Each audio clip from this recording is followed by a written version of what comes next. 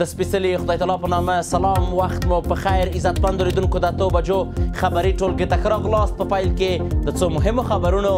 سرټکي. د کابل او اسلام آباد د کړکېچ د پای ته رسولو لپاره نړیوالې هڅې له روسیې وروسته د ایران د بهرنیو چارو وزیر د دواړو خواو ترمنځ د ننګولو د حل لپاره د سیمه ییزو خبرو اترو د جوړولو خبره کړې ده. ما در همین روزهای اخیر درگیر ایجاد ثبات و آرامش بین پاکستان و افغانستان هستیم. تماس‌های تلفنی که من برقرار کردم و امیدوار هستم به یک نتیجه‌ای برسه. یک جلسه منطقه‌ای ان شاء الله تشکیل خواهد شد. متاسفانه یوازدی که دروازه‌های پاکستان برای ما باز باشه و دروازه‌های افغانستان برای تجارای پاکستانی باز باشه. محکم می‌بندند که نباشه خدا نخواسته به مردم غریب مظلوم و 4 نفره که در زمین‌ها کار میکنند، دهقانی میکنند، زراعت میکنند، راه را باز میکنند که نشه که برای مردم فایده برسه. په کابل کې د امام ابو حنیفه څلورم نړیوال نندارتون جوړېدل د صنعت او سوداګرۍ وزیر د افغانستان د اقتصادي سکتور په ځان بسیا کولو د اسلامي امارت پر هڅو ټینګار کړی دی.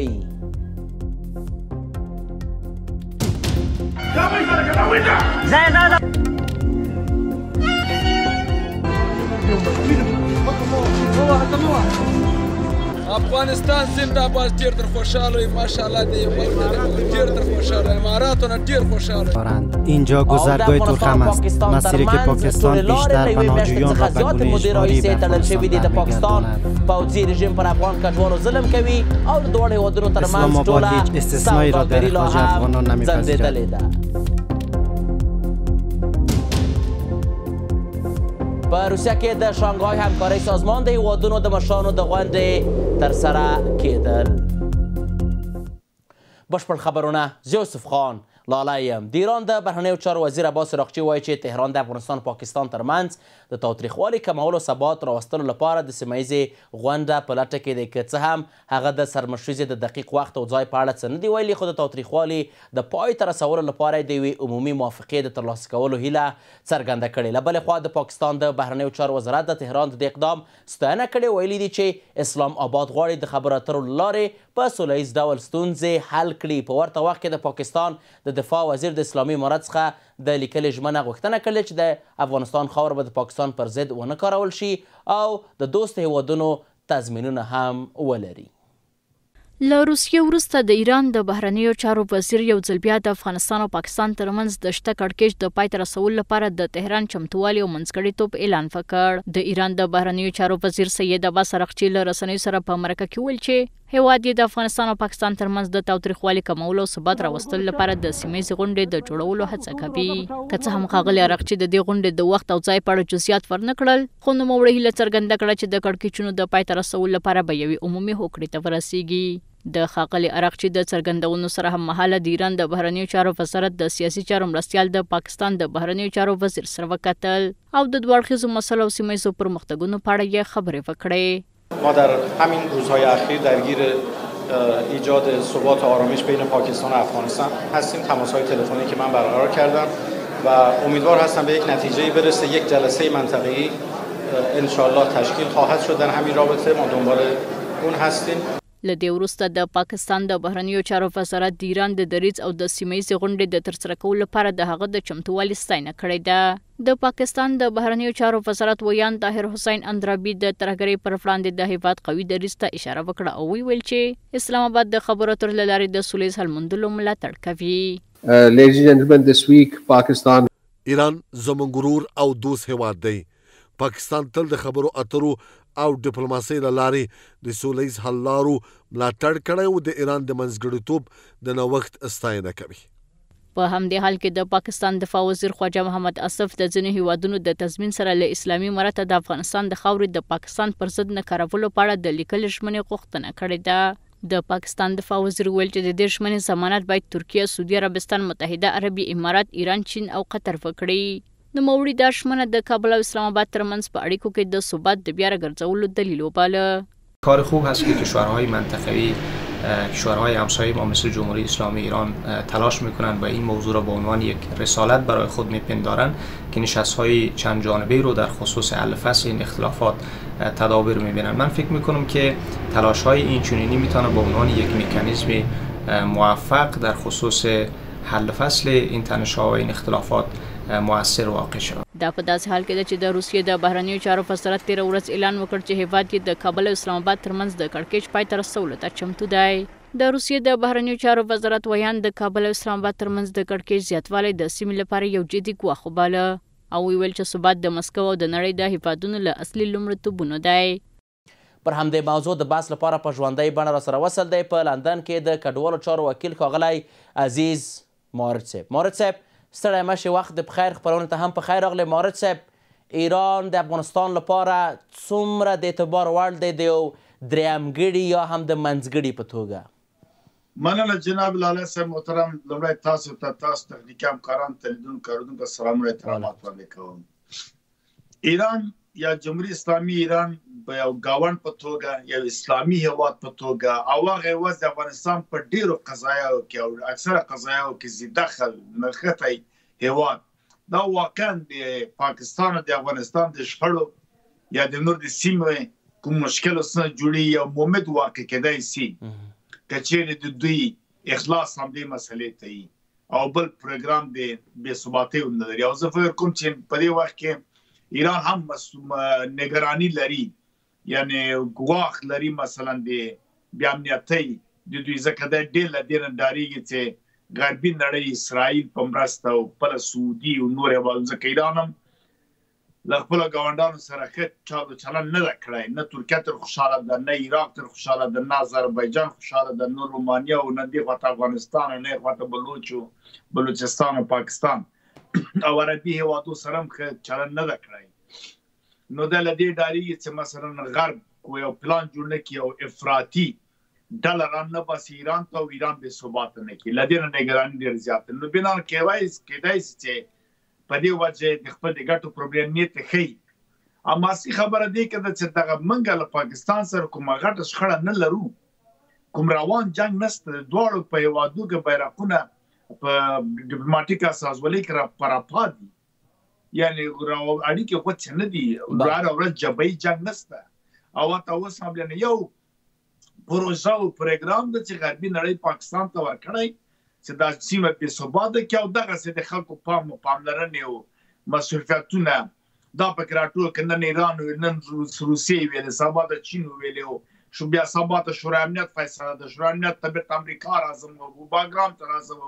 دا کیسو لپاره یو ډرامه جوړه کړې په پټه پټه غواړي داعشیان ترتیب و تنظیم کړي او پاکستان بیا په ضمن کې ځان ته د جنګ او جګړو بې ثباتۍ دروازې وازي د کمیشن لپاره خپل ملت هم پام دې خواته کوي په پټه نور کارونه. پوښتنه دلته دا ده مارد صاحب، پوښتنه دلته دا ده چې صحیح ایران زموږ ګاونډ هیواد دی، ډیری کلونه کېږي چې ورسره تاریخي، فرهنګي، کلتوري، مذهبي، دیني اړیکې لرو او ترڅنګ نور ډیری مشترکات هم شته. اوس غواړي منځګړیتوب وکړي، دا خو درست. دې ترڅنګ په سیمه کې منځنۍ اسیا کې یا په ټوله کې په اسیا کې چین ولې نه راوړاندې کېږي چې د دغه دوو اسیا ملکونو ترمنځ یعنې پاکستان او افغانستان دغه ستونزه حل کړي؟ د بیلګې په توګه که ټرمپ وایي چې غواړم دغه جګړه حل کړم د پاکستان او افغانستان ترمنځ، ولې شي جین پینګ دا خبر نه کوي د سیمې د یو مشر په توګه؟ ګورئ، همدې خبر ته زه راتلم چې ولې ایران وکړه چې منځګړیتوب وکړي که ونه کړي، چې دا مله پروژه ده. نو بنان غربي نړۍ نه پرېږدي ایران چې دې کې پښه وړاندې کړي، او ایران ولې دا کار کوي یا روسیه ولې دا اعلان نه کوي؟ دوی غواړي خپل عریف غربي نړۍ پاکستان دا خلک رسوا کړي، وایي که ته رښتیا سوله غواړې راځه چې زه ورته وکړم په ګارنټۍ په تضمین په هر څه باندې. خو چې د سولې بحث نشته، ځکه ایران کله کله تېښته کوي، کله بخښنه غواړم پاکستان، او کله کله پلمې کوي، او کله کله دا شرایط دي چې هغه عقل سالم عقل هغه نه مني، فلسفه د سیاست خو څه کوي، اصول نړیوال خو مطلقا هغه تیار نه دي. نو دا وجه ده دا یو ډرامه ده دوی پیل کړې ده. په دې باندې چین خبر ده، ځکه هغه نه غواړي چې خپل عریفانو ته چلنج جوړ کړي او مشکل جوړ کړي، دا د سان جوړ کړي. روسیه بیا هغه د بېدریغه اعلان کوي، ما خپله بیا نه وړاندې کېږي ایران ته، وایي ته وړاندې شه ته خو مسلمان هېواد یې، منځګړتوب په منځ کې ولې چین دومره سیاسي مسایلو ته کم علاقه لري نظر اقتصادي ته هر ځای کې دوی که چېرته د اقتصاد مسئله اوله خبر به دوی کې ولې که د سیاسي مسایلو بیا د سیمې خبرې چین چوپي دوه رقمه ګټه لاسته راځي دوه رقمه هېوادونه په اغېزه لاندې کې خپل نفوذ راولي یا په سیاست کې چې جنګ و جګړه ده یا بیا اقتصادي د اقتصاد بازار د مارکیټونو او زیربنا د هېواد ته لاسته راوړي هغه هېواد قرضدار کوي مثلا WTO سازمان دا ورلډ ټریټمنټ ارګنایزیشن څه ورته وایي دا د غرب په لاس کې ده دا اروپا ټوله اروپایي بازار د امریکا د دادي په دې کې چین ته ونډه ورکول کېږي که چین ته ونډه ورنه کړي نو چین خو نشي کولی دنیا ته وسایل انتقال کړي نو دغه وجه ده چې دا چین سیاست اقتصادي ده په دې کې کامیاب ده مخکې روان ده د تولیدي ټول بازار په ټول دنیا کې ده نه غواړي چې مثلا WTO کې یا نور سازمانو کې یا نور بانکو کې خزان ته خنډ جوړ کړي نو بنا د سیاست ضرورت نه لري دغه سینګیان کې د جوړ کې مثلا یوګوریانو داخله کته پورته سول بیرته په پیسو مهار کړه مسله حل کړه وې نه وته چې جنگ او جګړه وکړي او قوي وسل لري اتمی وسل لري تکړه هواد ده تعدی جوړولای شي که تخنیک مخکې ده مارچ په ډېر بخښنې سره په ډېر بخښنې سره چین د پاکستان ښه دوست دی که د افغانستان د هیڅ چا نه ده د دواړو بیا هم اړیکو ته په کتو ډیپلوماټیک راکړې ورکړې ته په کتو یا په ټوله کې تجارت ته په کتو که بیا هم مقایسه وشي چین د افغانستان ښه دوست دی که د پاکستان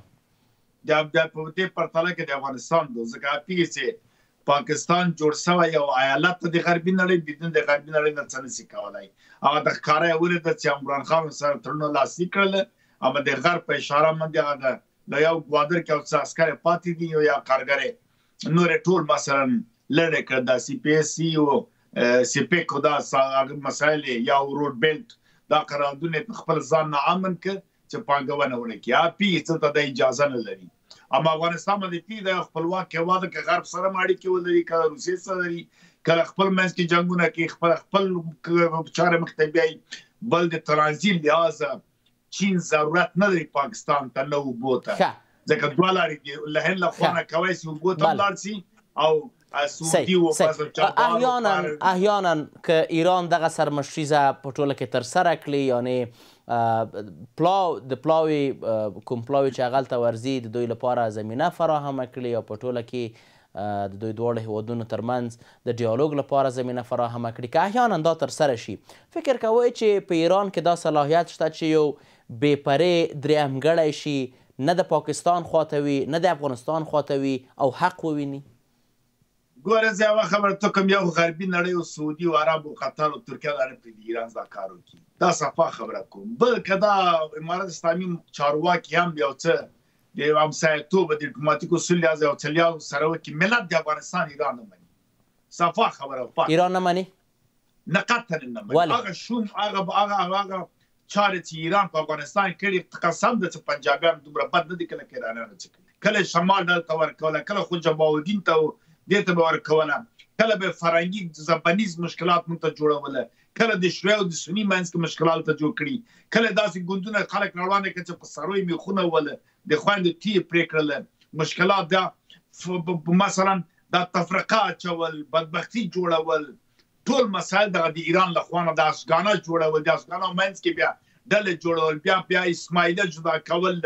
مثلا بلې ډلې نه جعفري ده صاحب فلانی ده دغه ټول مسایل ایران کړي دي او کډوال هم د نظر ایران ته ترکیه او قطر ښه دي منځګړي په توګه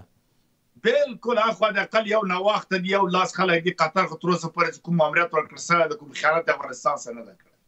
او ترکیه خو له تاریخي اړیکې موږ سره لري همیشه ښه نظله که هند خو درلوده د موږ خو دوه اور چې اخیستله درې هېوادونه یو تاجکستان دی یو ایران دی او پاکستان مګر نسبت له تاجکستان او ایرانه پاکستان یو څه ښه ده په ښکاره ده سره وایي په کرکي راځي سره مخامخ وي او په مرموز ډول باندې دغه ایران او تاجکستان مو ډېر برباد کړي ډېر خلک دا ټولې ستونزې دوی جوړې کړي دي همیشه یې د دوستۍ د ورورۍ کار نه ده کړی هر رژیم چې راغلی مخالفین تقویه کړي هر وخت سوي دا کار ده کړی ده په دغه اوله دوره دی چې امارت اسلامي د تعقیب و دوه تیارې له شرقي میدان مشهد نه خو جباودین ته مثلا کلاب ته دغه ځای ته تللې مهمات چلول ولې دا کار تا کاوه بیا وروسته چې موږ وکتل بعضې ډلې مختلفې د جیش عدل په نیمروز کې په فراه کې د ایران وسله به لاس راتله او ته چې کینې کې برادر یم دوست یم جوار یم دا او دا هېواد سره ډېر احتیاط وکړئ د منځګړیتوب رانویستل دا د روسو د غرب بیا او شر فساد یو جنجال په افغانستان کې جوړي او لاسپوڅي راولي دلته بیا مشکلات جوړوي مهرباني کور آباد مارش صاحب په خپرونه کې ستاسو له حضور څخه نړۍ منندوی یم کور آباد اوس هم د خبرونو دوام د تاجکستان جمهوریت یو لوړپوړی پلاوی چې مشر یې د تاجکستان د ځانګړي استازي په غاړه و کابل ته سفر وکړ د افغانستان د بهرنیو چارو له وزیر سره په مختلفو برخو کې د اړیکو د پیاوړتیا او پراختیا په اړه خبرې وکړې په ځانګړې توګه د ډیپلوماټیکو اړیکو او اقتصادي همکاریو په اړه امیر خان متقي په دې غونډه کې ویلي چې اسلامي امارت د تاجکستان جمهوریت سره د ښه اړیکو او ښه ګاونډیتوب د پراختیا په لټه کې دی د تاجکستان پلاوي هم له افغانستان سره د اړیکو د لا پیاوړتیا ډاډ ورکړ او ویل چې افغانستان او تاجکستان کولی شي په بېلابېلو برخو کې نږدې همکاري وکړي اسلام آباد د پاکستان څخه د افغان کډوالو په جبري شړلو کې هیڅ استثنا یا بشري معیارونه نه مراعاتوي د تورخم په پوله کې د دغه کډوالو یو شمېر له پاکستان څخه د شړل شویو د یک تلویزیون خبریال بلال آریان ته ویلي چې پاکستاني سرتیرو د کډوالو ځینې قیمتي توکي له ځان سره اخیستي او ضبط کړي دي دوی یې نیولي او بیرته افغانستان ته راستانه کړي دي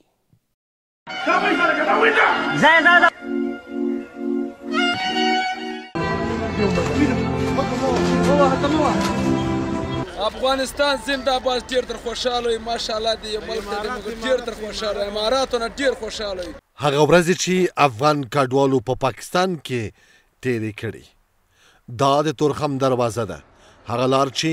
پاکستان ډېری افغان پناه غوښتونکي په جبري ډول بیرته افغانستان ته ستنوي اسلام آباد د افغانانو په ایستلو کې هیڅ ډول استثنا نه مني مجيب رحمان چې کلونه یې په پاکستان کې ژوند کړی او مېرمن یې هم پاکستانی ده د پاکستان د زور او ظلم څخه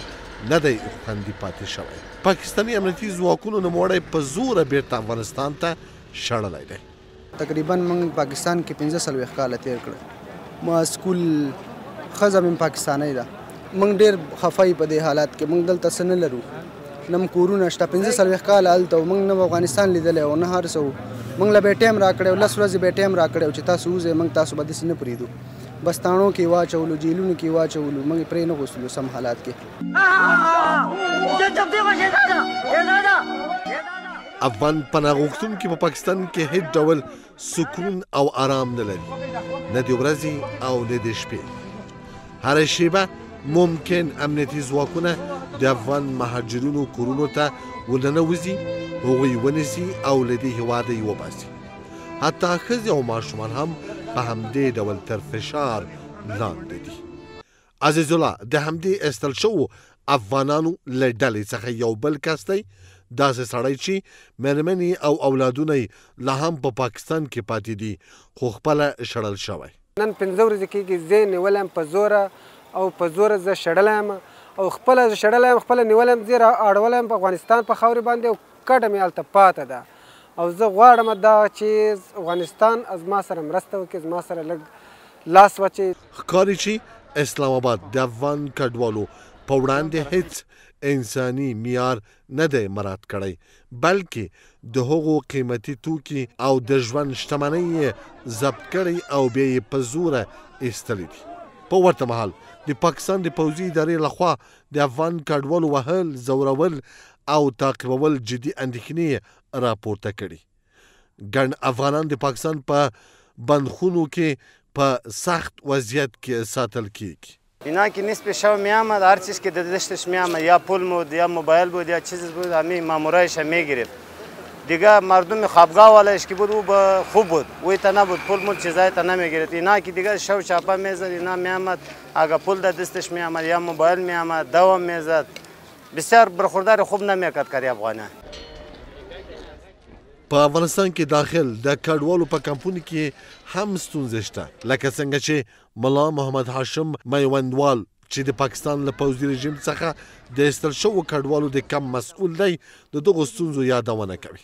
او د موسسې چې دی IOM پیسې چې د هغه یو څه مخکې